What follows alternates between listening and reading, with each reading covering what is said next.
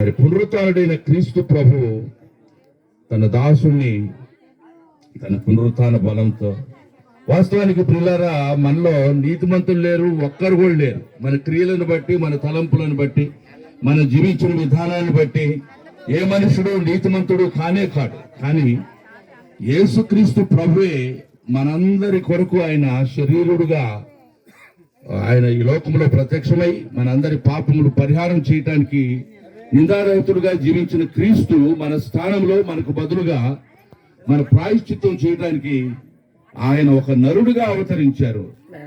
ఆయన దేవుడైతే దేవుడు ఎన్నడూ చనిపోడు, గాని నరుడుగా వచ్చాడు గనుక, పాపుల స్నేహితుడిగా ఆయన వచ్చారు గనుక, పరిశుద్ధుడుగా తాను జీవించి తండ్రి అయిన దేవుని ప్రేమను లోకంలో ఉన్న మనందరికీ తాను రుజువు చేసి, మనం ఇక్కడ పాపులమై ఉండగానే క్రీస్తు భక్తిహీనులమైన మన కొరకు ఆయన చనిపోయారు.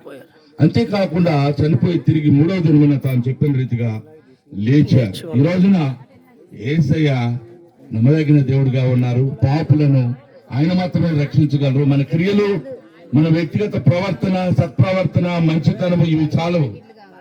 యేసే పాపరహితుడని, యేసే కన్యక గర్భంలో పుట్టాడని, ఆయన లోక ప్రజలను ప్రేమిస్తూ ఉన్నాడని, తండ్రి అయిన దేవుని యొద్ద నుండి ఆయన పంపబడినాడని, ఆయన వ్యక్తిగత రక్షకుడిగా ఎవరైతే అంగీకరించారో వారందరూ తప్పక తమ పాపముల నుంచి విడుదల పొందుతారు. యేసే రక్షకుడిని విశ్వసించాలి.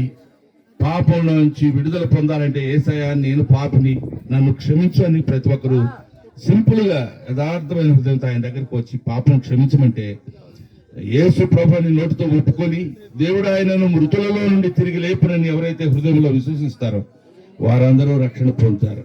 రక్షణ అందరికీ ఉచిత బహుమానమే. మనం దాని కొరకు ఏం చేయలేము, కానీ విశ్వాసం